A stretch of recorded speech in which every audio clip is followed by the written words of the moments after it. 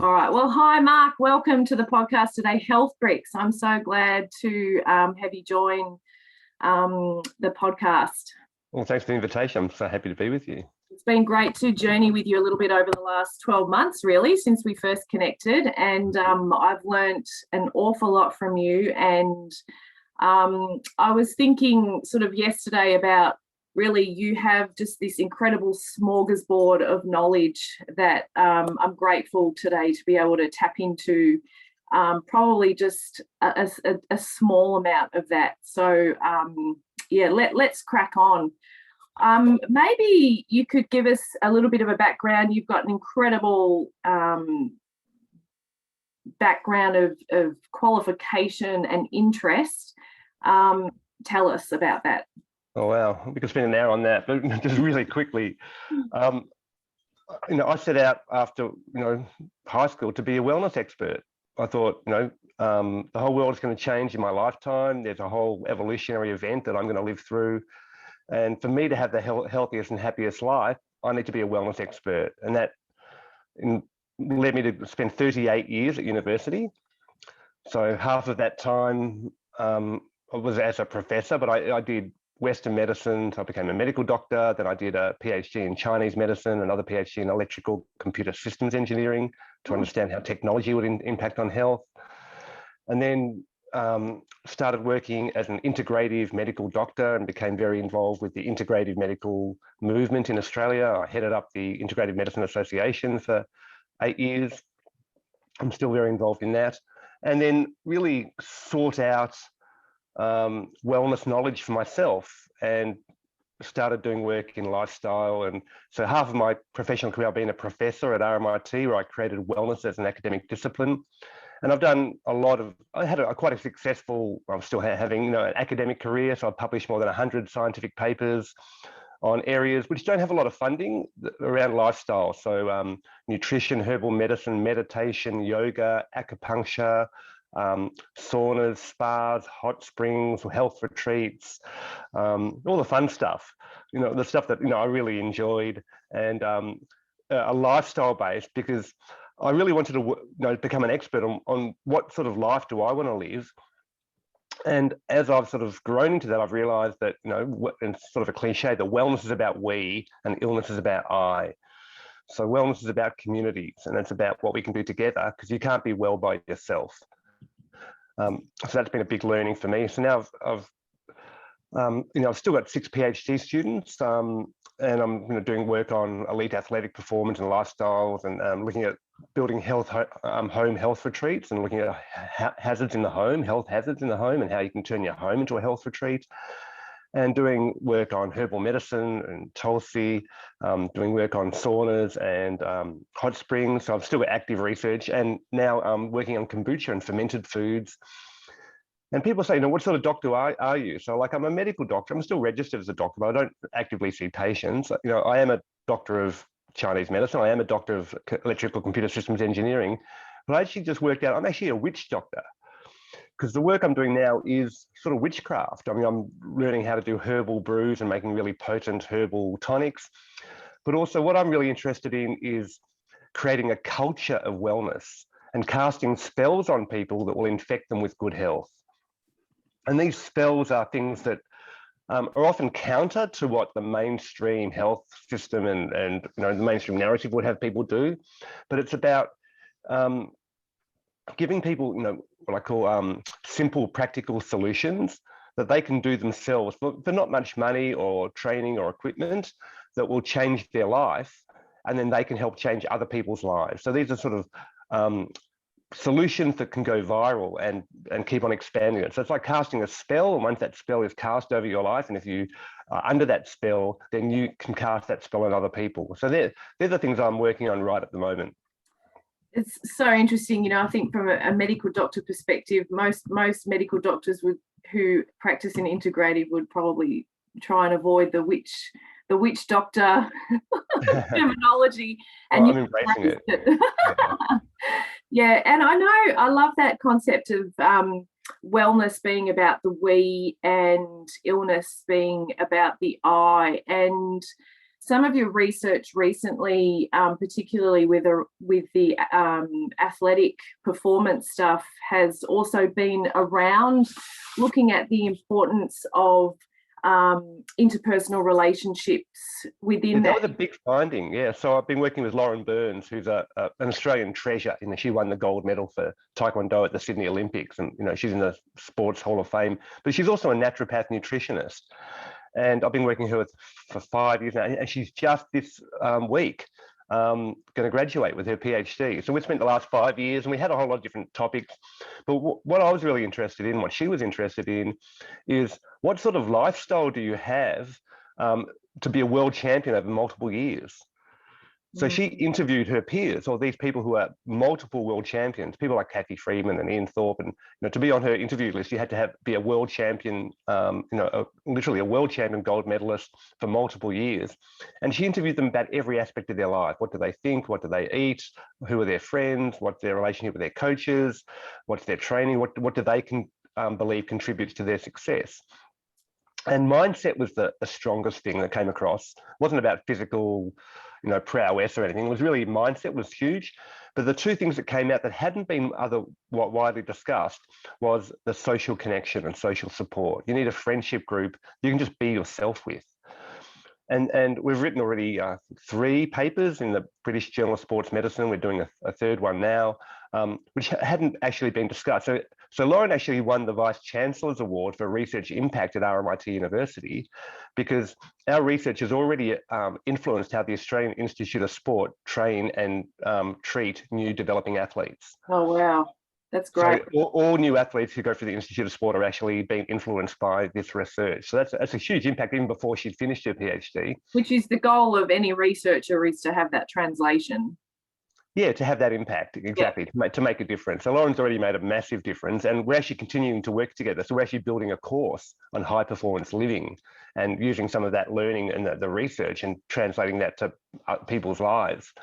But so the one thing that came across was the social connection, and the other thing that came across was ice bathing. All the people she interviewed, except for Lane Beachley, who was a surfer and was already in the water a lot, all of them did ice bathing. They said they were introduced to ice bathing at the elite level for recovery after training, but they believed the benefit was for the mental benefit, for the forced mindfulness and the just connection with their body that it created.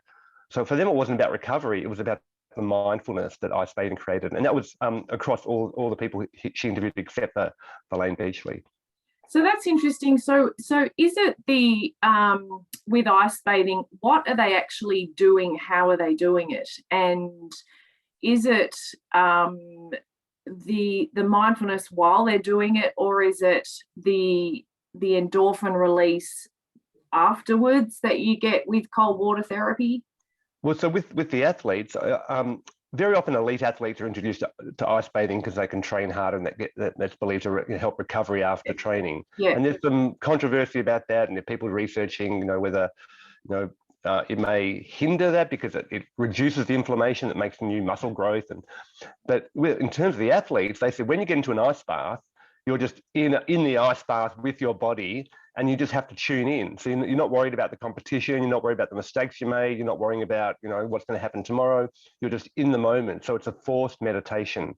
Mm-hmm. And that's the benefit that they reported, being in the moment, forcing them just to come back, because they've all this stuff's going on in their life, and, they're training, their coach is saying this and the competition's saying that, but it just forces them to be with themselves, in their body, at one with themselves, and bringing themselves back into that state helps them perform and practice being in a stressful situation, but being calm. And that's what ice bathing does. It's a stressful situation, being in an ice bath, but if you can practice being calm in a stressful situation, then that translates to the rest of your life. So when you have other stressful situations that are out of your control, you've practiced keeping it together and focusing and doing what you need to do. So I'm a mum with 3 kids. How can I implement the benefits of cold water therapy or ice bathing on a regular basis? Well, it's super simple. and you don't have to have an ice bath. And I mean, you can just fill up your bath with ice, but the easiest thing to do is just to have a hot shower in the morning and finish with a cold shower. And coming into Melbourne winter now, so even the cold water out of your shower is probably 14 degrees, maybe 12 degrees by end of July, August, and that's enough to be stressful. And the idea is not to cause pain and not to be really unpleasant and not to suffer through it. So you want to do this as gentle as possible. And I talk about visiting the edge of your comfort zone. So just exploring the edge and visiting the edge. So you don't want to push through it. You don't want to, there's no pain, no gain. You just want to visit the edge and say, oh, I'm comfortably uncomfortable. And the way you can do that, and I've got a whole song and dance routine that I developed. I was running a retreat at Gwingana Health Retreat up in Queensland. And a lot of the people there was mostly women in their sort of 40s and 50s, so these sort of corporate sort of women who can spend a lot of money on a week in a health retreat in Gwingana. They said, oh, we can't do cold water. We're not into cold water. We're not cold water people.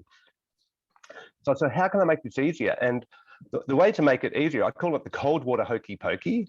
I can give you a link to a little YouTube of it. But basically the idea is to make it pleasant, have a really hot shower.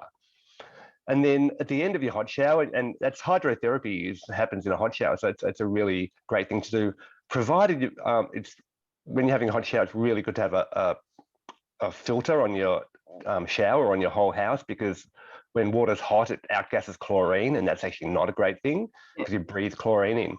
But have a really hot shower, and then at the end of your shower, you turn the heat up. So you're comfortably, uncomfortably hot. So you're a little bit flushed, you even start to get a bit sweaty in the shower.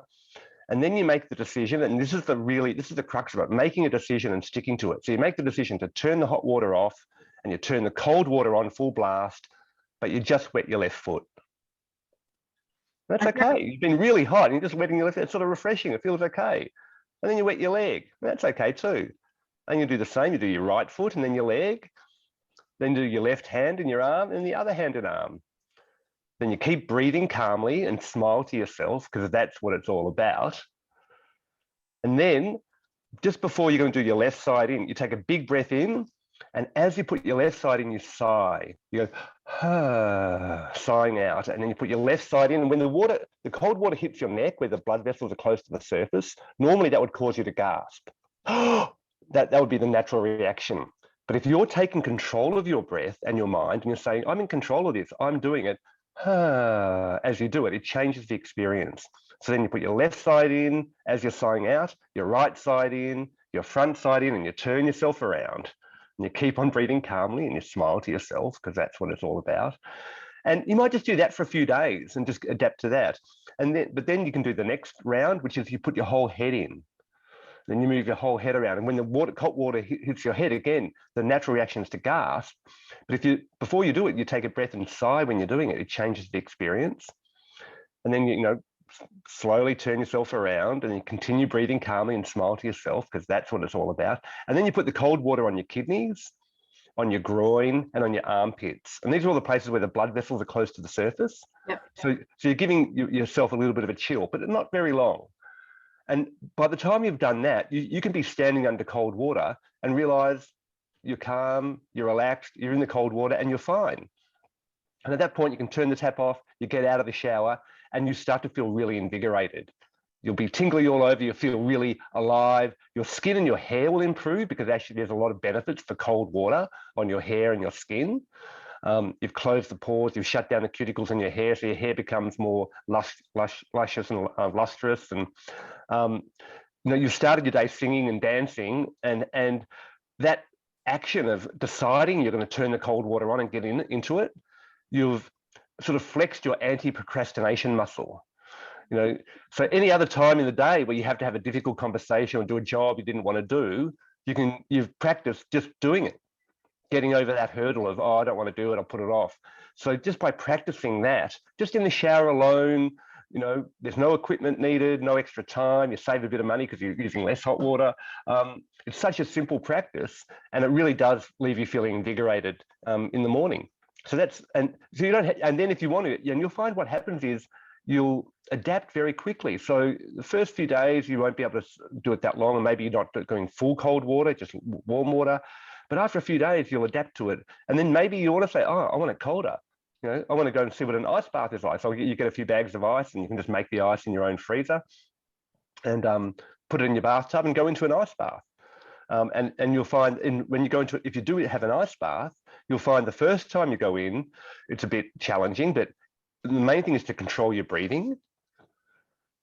So sighing and breathing deep. And I've got a whole nother little song and dance routine to help with that, which you can talk about in a minute. But you'll find that as you visit the edge of your comfort zone naturally expands by itself. You don't have to push it, you don't have to break through it. Just visit the edge, and then the next day it's easier. Just like if you try and touch your toes every day and you're not pushing too far, you know, you'll find after a few days you're getting further and further, you know, towards the ground. And sort of like a yoga stretch, if you come to the edge of your stretch and you just visit that and focus and breathe, you're okay. But if you try to push through, you're going to tear a muscle. So you don't try and push through, you just visit and breathe. And that's the same thing. In the cold water, you're visiting the edge of your comfort zone with cold, and you're just breathing and being there. And then you relax. So that process is a really powerful one, just with hot and cold. And so before we get to your ice bath song, how much water are we talking about in a bath? So you've talked about the shower, but from a bath perspective, how much water should you be using really for it to be beneficial? Oh, I think it depends how big your bath is. Just enough to cover your body. Okay, so it's still reasonably deep. Yeah, I mean, you fill your bath up. I mean, I used to have ice baths here every day. I'd use about 40 kilos of ice that I'd make in my freezer overnight. Okay. I just got the flexible plastic containers, and the flexible ones are better because if you get the rigid ones, they crack when the ice expands in your freezer. And I'd fill the bath up with cold water, just, you know, like I would a full bath, and I'd put the ice on top, and I'd get a mallet and break the ice up, and then just do it. So you know, I like to be fully immersed, so, you know, so I can immerse my whole body in the ice. So yeah, okay. So you can just do that. I mean, in Melbourne, it depends where you live. I mean, if you're in Singapore or Queensland or something, the water's not going to get that cold out of your tap. But in Melbourne, you can just go down to the bay and swim in the bay in winter, and it's 11 degrees. Yeah. And that you're getting, you know, that benefit. Or if you've got a swimming pool in winter and don't heat it, that, you know, gets really cold. But it doesn't require a lot of water, just enough to immerse yourself in the cold. But the key is that you're in control. You're putting yourself in a stressful situation that you're in control of, and then you can control your mind and your breathing. But what it does, it reproduces the breathing pattern, the biochemistry of panic and of trauma and of anxiety. Because when you're in cold water, you naturally hyperventilate. That's the normal reaction. And if you've had post-traumatic stress, so if you've had past trauma, it can help you relive that past trauma in a very safe, controlled environment. So it's a really powerful thing. And they actually use cold water swimming for people with depression and post-traumatic stress. Because what it does, it allows you to have a very controlled situation where you can reproduce that body chemistry and the breathing pattern of trauma and realize that you're safe and overcome it. Yeah. So it can be very powerful, but just know if you're really suffering from PTSD, then you know, you want to do it very gently. But know that you are in control. And it's also good to know that if you get too cold, you've got a source of heat. So, you know, if you get too cold, you just have a hot shower afterwards, or have a sauna or a hot bath there. So you can warm yourself up. So you're not in the light. Your body doesn't know the difference between it doesn't know you've got the hot water. It just knows you're in an ice bath and this is a life-threatening situation. Yeah. So it starts to go through the stress response. So you have to then convince your body that you're in a controlled situation, and that activates the de-stress response, which is the parasympathetic nervous system. And so I want to talk to you in a minute about the hot side of things, but from the research you've done looking at hot cold therapy with cardiovascular benefit, is there a length of time that you've found that represents more benefit than less, or is it purely individual? Well, I mean, there's been a lot of research. In fact, the most research on sauna bathing has been done on cardiovascular health and heart failure. And basically, what they've found is that you get the best benefit when it becomes part of a lifestyle at least 3 times a week. Okay. So making it part of a regular lifestyle. And that's, in Finland and Scandinavian places like that, where a lot of the research has been done, it is part of a lifestyle. Mm. So making that a regular pattern. So if you do it as a one-off, you can get a lot of personal empowerment, where how I survived, going into an ice bath and to realize that you're not going to die and you can be a master of your own physiology is really powerful. Yeah. But to make it part of a regular lifestyle practice, I think is the most powerful. And there's all these physiological changes. We talked a bit about the psychological changes in the breathing pattern, but when you go, especially from hot to cold, your blood vessels are going from really open when they're hot to then vasoconstricted and closed when you're in the cold. And that's like a bicep curl for your whole vascular system. And we've got 100,000 kilometers of blood vessels in our body, mostly lined by smooth muscle that we're not in control of. But you can control that smooth muscle by adjusting the temperature. And that used to be the number 1 killer in the Western world was vascular disease, heart attack and stroke. Now it's number 2 after cancer. But it's still, it's a massive killer. And, to exercise your vascular system by vasodilating and then vasoconstricting is a really powerful technique. And the research is showing that out, that people who do regular sauna bathing, and the research was done in Finland, where they have a sauna, they naturally go and jump in the cold, in a lake or a river in the snow afterwards. So they're doing hot and cold, that they have less cardiovascular mortality, less Alzheimer's disease, less respiratory disease, less pneumonia, less death from all causes for people who do regular sauna bathing. So it is really powerful as a lifestyle practice. Yeah. And is that just sort of dry sauna as well as infrared sauna? Like how does that differ? There hasn't been direct research comparing the two, Okay. but dry sauna, traditional Finnish sauna would be a wood-fired sauna, but it's a dry sauna where you can add steam. You can add water to it. Yeah. Where more modern-day infrared saunas just use direct infrared radiation. But really, what's important is to get you to the point of sweating. Yeah. Okay. Okay. So and people say that I actually have got both. I've got an infrared sauna and a Finnish sauna here. At the moment, I prefer the Finnish one because I like the steam and using the heat and essential oils and things like that, and fanning the steam around. But the crux is to get you to sweat. And for some people, it may be better to have an infrared sauna because you can sweat at a lower temperature. It's a little bit more comfortable.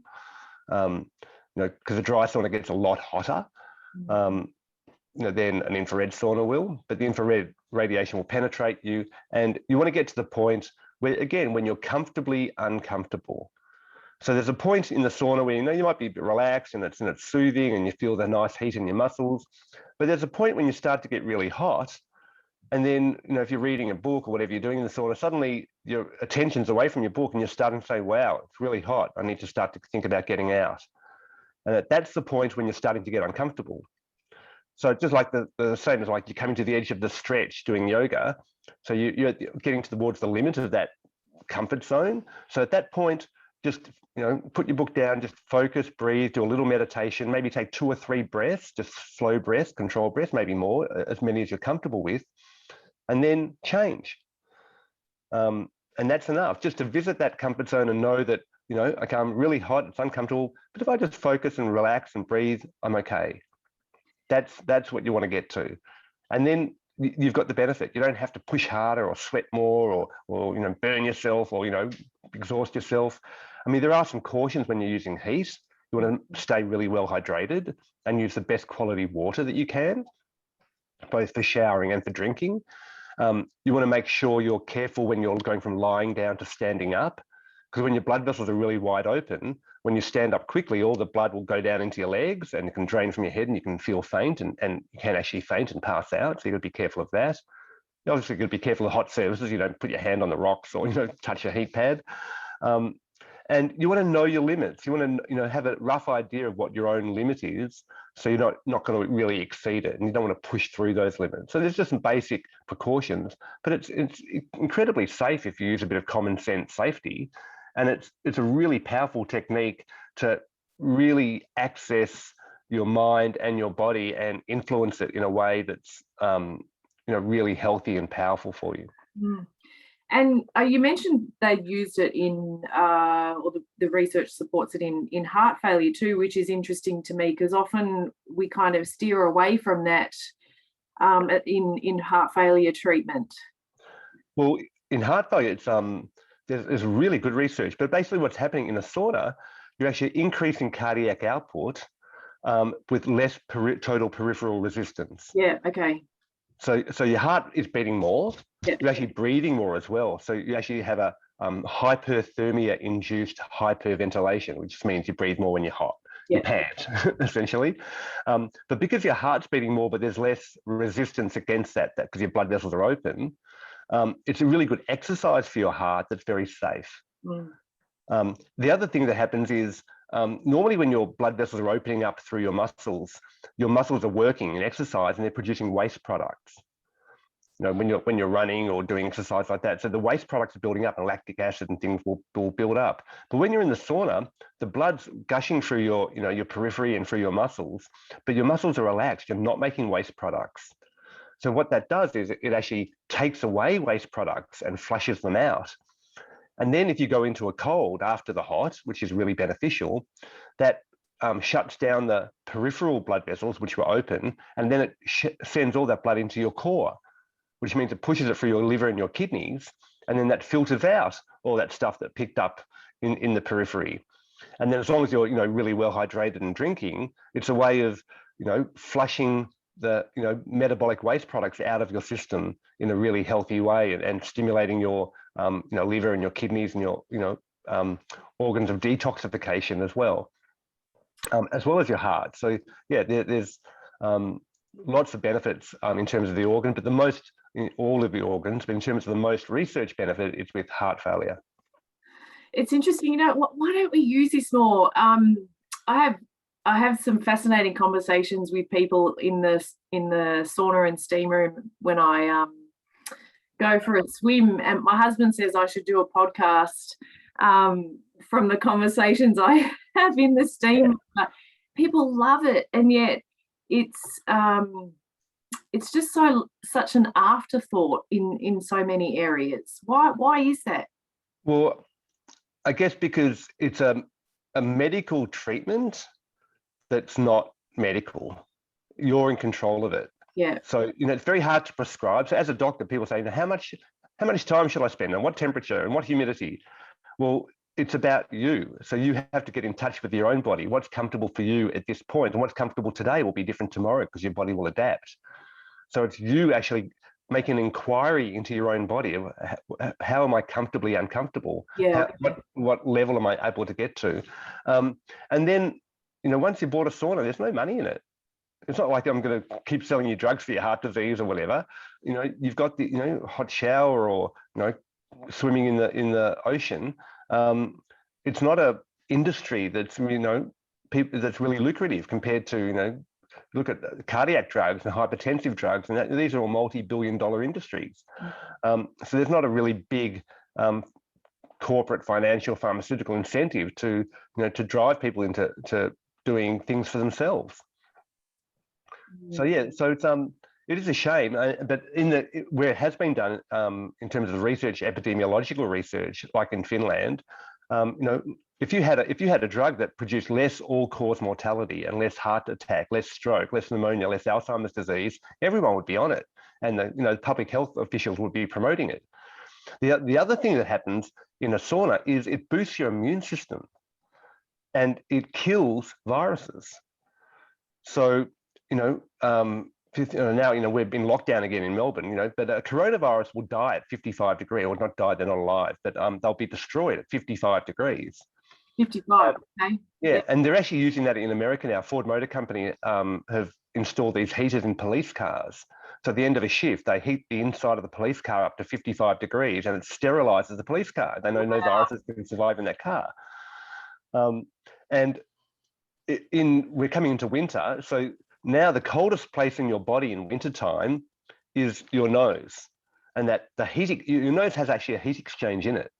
because your nose preheats the air before it comes into your lungs. Mhm. So your nose becomes the coldest part of your body. And that's where the virus, or especially flu virus and any respiratory virus, will first infiltrate your body, is in the epithelium of your nose, especially because cold air is drier.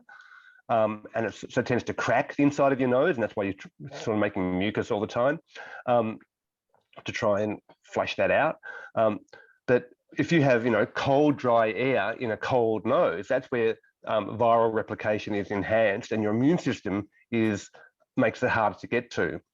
But if you have hot air to breathe, that actually changes that whole dynamic where the virus can insert itself. But also, for the last 600 million years, every fish, insect, bird, reptile, and mammal has heated up their body when they have a viral infection. It's that basic evolutionary response to viral infections. And as mammals, we create fever. But the thing about a fever is it costs a lot metabolically. It takes a lot of work to raise your body temperature, and it exhausts you. That's why you get really tired when you're sick. To make a fever, you have to use all this metabolic energy. But us humans, we're smart. We can outsource that energy to a hot spring or to a hot water system or to a sauna. So we can raise our body temperature without using all that metabolic energy by putting ourselves in a hot environment, which is basically what lizards and things do. Lizards and fish, they'll go to a hot spot and raise their body using outside heat if they have a viral infection. But we can do the same thing in a hot bath or a hot spring or a sauna, raise our body temperature. And when you do that, you get all the immune benefits of a feeder, which makes your immune cells more active, more fluid, they migrate better, they mop up bacterial and viral cells a lot more effectively when you're hot. And it's almost like our lives, we live in the goldilocks zone between viruses and mold. When it's cold and dry, we're susceptible to viruses. When it's hot and humid, we're susceptible to mold. And we sort of try and live our life in between those two extremes. But yeah, we can control that, and we can control that using basic environmental controls. Turning up the heat in your house in wintertime. Having nice breathing steam over it. It's the old Australian remedy. Some eucalyptus oil with a pot of hot water and boiling water, and just breathing that steam in will help flush your system and raise at least the temperature in your nasal passages. But to raise the temperature of your whole body has a great immune benefit. But again, it's not something that the health system can be in control of. There's no one's going to make any profit out of it, and they're actively discouraging that. So during lockdowns, often the saunas and places are getting closed down all over the world, without any rationality other than, we think it might be dangerous. But it's actually not. It's actually one of the a sauna during a lockdown, during a viral pandemic. A sauna is probably the healthiest place you can be, because you can't transmit a virus in that heat, and you're getting all this immune stimulation that happens when your body gets hot. Yeah, it's interesting. I have said that to a few people. I think the sauna's the safest place to be. I mean, the other great thing is, saunas are really social. Yeah. And in Finland, there's a whole social connection that happens. So we're coming back to what we've talked about with elite athletes. But in a sauna, people do business in saunas. People just connect with each other, and connecting with each other where you've sort of stripped down the layers. I mean, you're either naked or you just got a towel on or something, but everyone's got a body. Everyone's, got their own limit, how long they can stay. So you're just connecting at a very real interpersonal level, where all that sort of the facade and the masks that we wear often, have come down. So you have these really authentic connections that can happen in that sauna environment. You absolutely do. The conversations I've had with people in the sauna and steam room just blows my mind. I feel like it's celebrity head, which just says, nurse nutritionist, tell me your health story. And then people tell me the lot that I've got 10 minutes with, I'll never see them again, and then I'm gone. Yeah, right. That's great. And to be able to connect to people at a really authentic level, yeah. And I always felt that, as a GP when I was seeing patients, because as a GP, you can ask people anything about their life, and you do with, authentic inquiry. They'll tell you everything, anything, their dreams, their sexual fantasies, or anything, becomes relevant. And that doesn't, it enriches their life to be able to talk. I mean, they'll tell you, the color of their vomit and their stools and, Yeah. Everything. But also she enriches your life to have that connection with other people. So as the nurse, nutritionist, or as the doctor, you actually in this really privileged position where your life is enriched by having intimate connection with other people. Yeah. And that's really powerful. Yeah. One thing you talked about with the cold water therapy was around sort of that comfortably uncomfortable and putting yourself under a breathing pattern of stress. Yep. Can you talk a bit around just the breathing techniques that I know? So I've got another. This is I mentioned that these other little song and dance to help you. These are called the 10 hacks to relax. And I came up with this when I was actually teaching people to do ice bathing, and I wanted them to get in control over their stress response. And these are 10 things you can do with your physical body that you normally only do when you're in a relaxed state, so when you're in a parasympathetic state. And I call them the 10 hacks to relax because I'd end up rhyming and it became a little song. So it's touch all your fingers, wiggle your toes, soften your stomach and breathe through your nose. Sigh, smile, swallow, sing, and flutter your eyelids and focus within. So those activities, and a lot of them are to do with breathing. So, softening your stomach and breathing through your nose and sighing are all very relaxed breathing. Yeah. And then touching all your fingers, because when you're panicked or in a stressful situation, you clench your fist. It's only when you're relaxed that you write or sew or draw or do fine finger movements. So when you're touching your fingers like that and wiggling your toes, it activates a big part of your brain that says, oh, I must be in a relaxed environment because I'm doing fine work. I'm not running for my life or trying to fight for my life. So touching your fingers and wiggling your toes is a relaxing thing. Then that relaxed breathing, smiling, singing, fluttering your eyelids or when you're sleeping, and swallowing. You don't eat when you're running away from a tiger or in battle. And in fact, when you're in a stress response, if you're scared or in a stress response, you turn off your immune system. You actively turn it off because you don't want to heal when you're in the middle of the battle or running for your life. You want all your energy directed at your muscles to get out of that life-threatening situation. It's only later on when you're safe in your cave that then you turn on your immune system and your healing system to then your parasympathetic nervous system to recover. So if you're scared, and that can be just scared from the news, that actively inhibits your immune system and makes you more susceptible to disease. So these hacks to relax, I call them emotional first aid, or the ability to relax on demand. So you can do them anytime you're scared, you're upset, you're in pain, or you're anxious. These activities will calm your body down and sort of convince your body that you're in control and put you into a parasympathetic mode. And that's when you can make much better decisions. Because when you're scared, it not only shuts down your immune system, it shuts down your cognition and your thinking. So when you're very scared, often you can get panic and you make bad decisions. So what you want to be able to do is be in a stressful situation, like the ice bath, and practice being relaxed in that situation and then making good decisions. And that's what these athletes found. When they're in the ice bath, they think they could be one with their body, and then they're in a stressful situation, but they could be calm and relaxed. So then when they're competing, they're in this highly stressful situation. The world's eyes are on them, and they've got all this pressure to perform for their country, and all this training they've done. Super stressful situation. But if they can practice being relaxed and calm in that situation, they can make much better decisions, and they can rise to the top and actually win and become world champions. And I've heard that sort of leads into something I've heard you say before about just the importance of doing nothing. Yeah.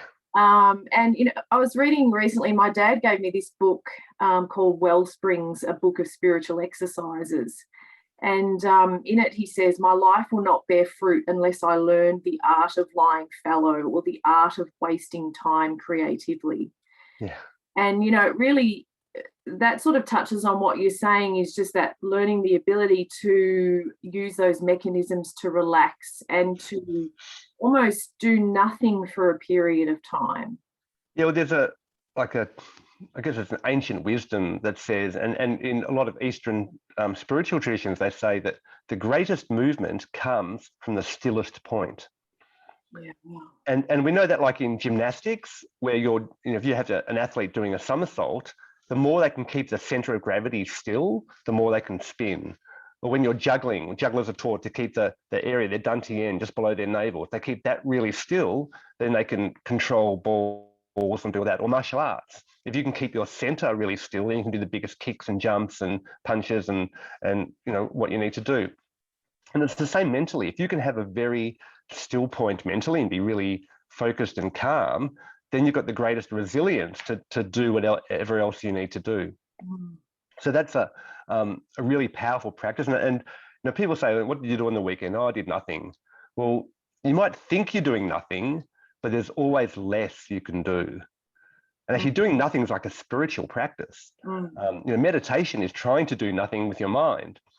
And there's also techniques. So there's a breathing technique that Wim Hof promotes, where you hyperventilate and then you hold your breath. And then when you come out of that breath hold, your breathing naturally slows down and your pulse rate naturally slows down.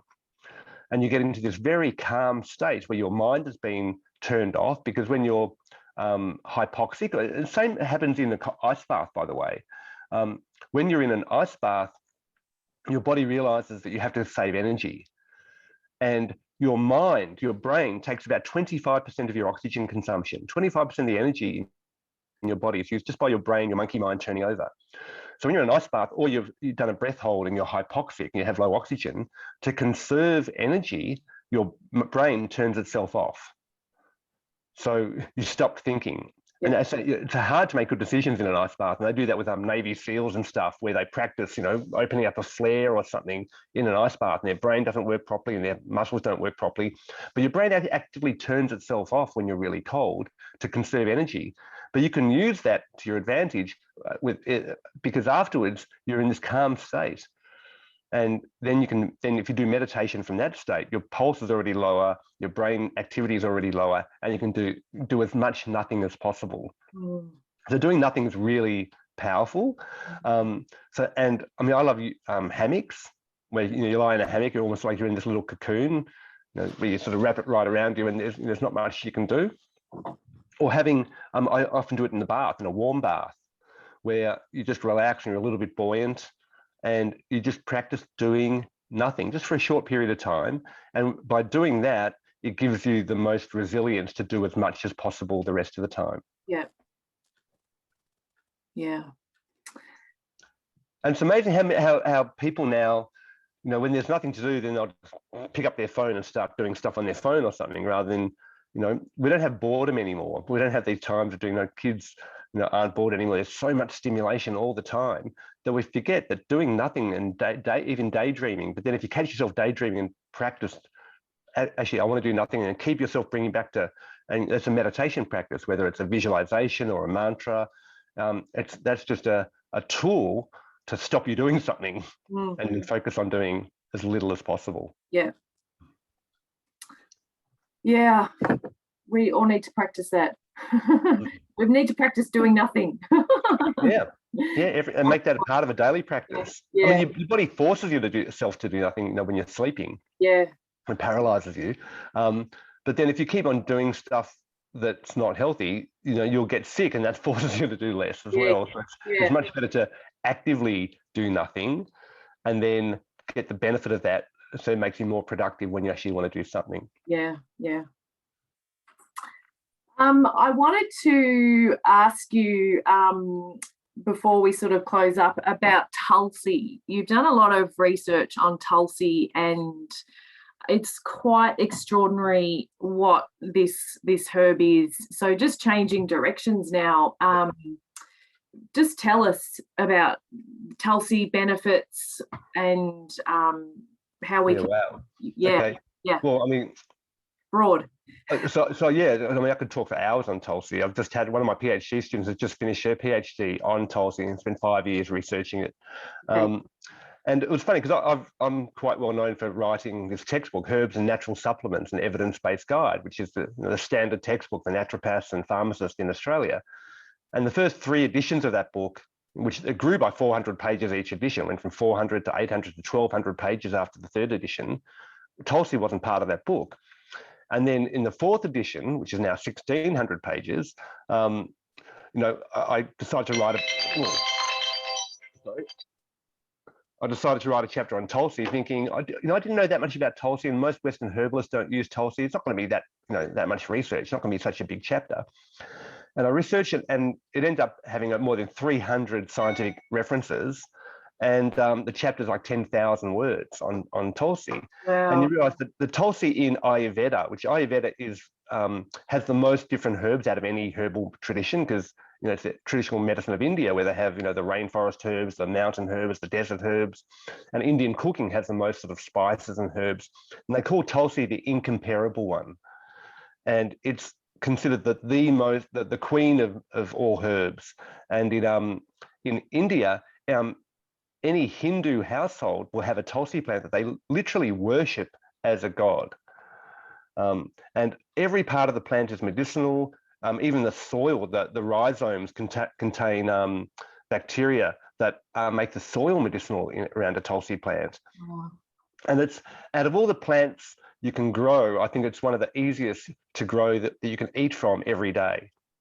So if you're going to grow something to eat from every day of the year, it's, fruits and vegetables are seasonal and they're hard work. But a Tulsi plant, you have a few leaves every day and it'll grow. And mind you, right now, I think we're starting to have frosts in Melbourne. It was 2 degrees this morning when I woke up. Tulsi doesn't like frost. Now, I've got a whole lot of Tulsi plants out there, so I may have to bring them in for winter, because the frost can kill them. Okay. But it's a perennial basil. So it's a type of basil. And its benefits are huge. So it has all the benefits of coffee, sugar, and alcohol without the drawbacks.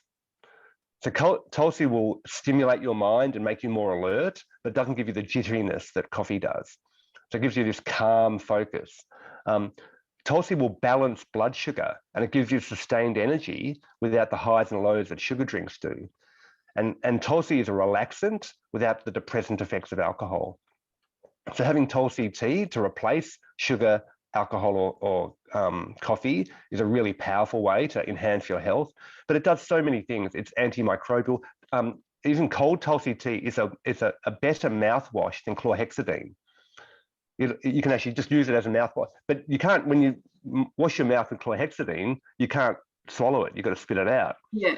You use Tulsi as a mouthwash, you can swallow it, and then you get the benefits of the Tulsi, and you get the oral cavity benefits of having it inhibits the bad bacteria and stimulates good bacteria. And so it's a fantastic mouthwash, fixes up bad breath and sore throat. But it also stimulates the liver to detoxify, it stimulates the kidneys. It balances blood sugar. So it's really good for people with, pre-diabetic. It's got so many benefits. It's great for high blood pressure.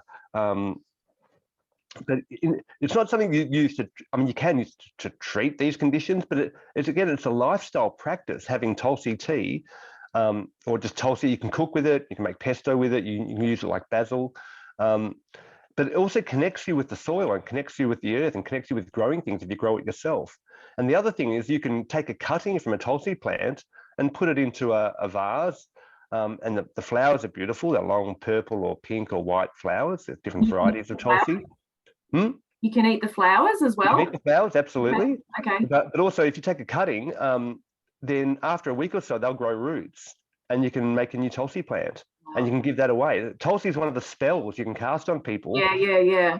And so people who come to my house, I've got a whole lot of little Tulsi seedlings that I just give away to everyone who comes to my house, and I get them to plant it. And I call it the gift that keeps on giving, because you can give someone a Tulsi plant and they can enjoy the flowers, they can take the leaves, and then after a while, they can take a cutting from their Tulsi plant and give it away to their friends, and it'll keep giving to their friends. And then it's one of those things where you can, it's like community insurance. So if your Tulsi plant dies because of frost or something, if you've given away Tulsi plants to all your friends, you can take a cutting from one of theirs and bring it back. And like a kombucha SCOBY does the same thing. You can grow a kombucha SCOBY and ferment. And Tulsi is actually a great tea you can put in as a secondary ferment for your kombucha. So there's so many uses for Tulsi, of cooking and drinking, but yeah, as a secondary ferment for making, you know, witches brews, you know, fermented beverages. And we're doing that now. We've got 5 different blends where we have kombucha vinegar that's been aged, you know, so there's no more sugar or alcohol left. And we soak 10 different herbs in that. And we use a combination of leaves, roots, flowers, fruits, and fungi. So you get all the benefits of all the different parts of the plant kingdom. And Tulsi is one of our favorite herbs in terms of the leaves that we use to soak in that, because it's an adaptogen. They call it the ultimate adaptogen. It helps your body adapt to stress. Yeah. So Tulsi is wonderful. It's beautiful to grow. It's really accessible. I think Organic India, which I've done a lot of work for, not currently, but have in the past, and Paka both have a whole range of Tulsi teas where they blend it with, you know, turmeric or ginger or other, you know, other different, herbs, and you have it as just a really refreshing tea. So Tulsi is wonderful, but it is one of these spells you can cast on someone and make it part of their life, and then they can spread that, and it's wonderful to travel with as well. So you can just take the tea bag, because anywhere they'll give you hot water. So have a little thermos or just, you know, cup or just Tulsi tea bags. You can get hot water, and it helps with immune enhancement, and it's antimicrobial. So in airplanes, and not that people are traveling that widely now, and for detoxification and for calming yourself and helping you relax. You know, Tulsi's just absolutely wonderful. It's a great enhancement to anyone's life. It's also known, is it holy basil? Is that correct? Holy basil, yeah, sacred basil, exactly. Yeah, okay. And does heating it reduce any of its properties? Well, heating will change the properties, but certainly steeping it in hot water. I mean, you wouldn't decoct it. You know, I mean, a lot of, you know, like roots, like if you're making dandelion root or, you know, ginger or turmeric, which are the roots, often you'll boil them up and have it boil, and it's called a decoction. And that's to get a lot of the sort of the more volatile sort of woody elements out. Yeah. But as a leaf, if you're using leaves, steeping it is enough, and that's fine. It's in fact, Nagar Jamshedi, my student, has just finished doing her research on Tulsi. She spent 5 years researching Tulsi as part of her PhD. We did a clinical trial and showed just 1 cup of Tulsi tea will enhance cognition and reduce blood pressure, and, you know, make you feel better just after 1 cup of tea. Wow. How did you measure the cognition? We use a whole cognitive function test. Okay. So these are online cognitive function tests. I think we use Cogstate for that one. Yeah. Okay. Wow. So pretty simple for like, you know, packs a lot of punch for something that's very easy to incorporate. Yeah, really, and that's what I love. These low cost, simple techniques, and you know, I think we've been going on an hour now, but I've got one more poem I can share. Yeah. And this was at the start of the lockdown last year. I was thinking of all the things you could do at home to reduce anxiety and improve immunity. And so my criteria was, you know, what are the things that have scientific evidence that improve anxiety, reduce anxiety, improve immunity, that you can do at home for almost very little cost, with very little training and very little equipment. So I started writing this list, and it ends up as a poem. So it's had a few iterations. I call it the whirl of wellness. So it's like the whirl of wellness. You know, so you make this your dance. So there's 50 activities, and if you go to my blog or my website, Dr Marc, drmarc.co, drmarc.co, it's under poems. If you click on any of these 50 activities, it links to the scientific research, to the systematic review or meta-analysis or clinical trial that demonstrates the benefits for these activities. Okay.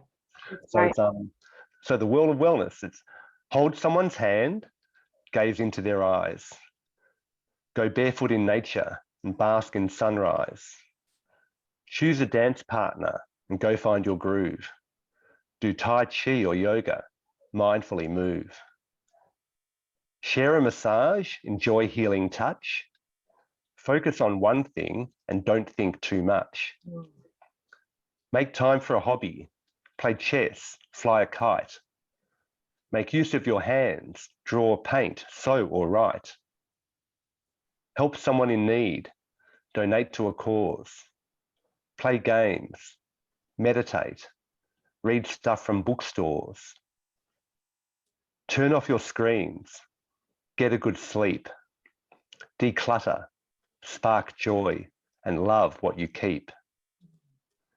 Dig around in a garden, pick up a guitar, slip into a bathtub, sauna, or spa. Care for a pet, take up a sport, go on vacation, and make your home a resort. What a beautiful conclusion. Still going. Oh, still going. Yeah, make your home a resort. Lie in a hammock, relieve pent-up stress, relax and do nothing, and then do even less. Laugh out loud, share a joke, give someone a kiss, say a prayer, chant a mantra, and follow your bliss. That's it. That is beautiful. What I think that's a very fitting conclusion to the conversation. Just magnificent reminders in that poem. Thank you, Marc. It's a pleasure. And it's amazing how these things are so accessible and that we forget about them because there's this new shiny entertainment thing they're trying to push on us or things, but these things are bringing us back to who we are. Yeah, exactly. And I feel that today has been like the Dr. Marc degustation menu of the smorgasbord feast. Thank you so much for taking the time today. It's always a privilege to chat with you, and I'm incredibly grateful. Well, thank you for doing this. I feel it's so important to get these messages out. So I'm really grateful for you to have this podcast and then put that message out. And I'm trying to get these messages out and cast these wellness spells on people. And to be an agent of this sort of casting these spells of wellness, I think it's such a enriching thing to do. So hopefully you're going to get some great feedback. And I'm really grateful that you're doing this. So thank you. Thanks so much, Marc. It's a pleasure.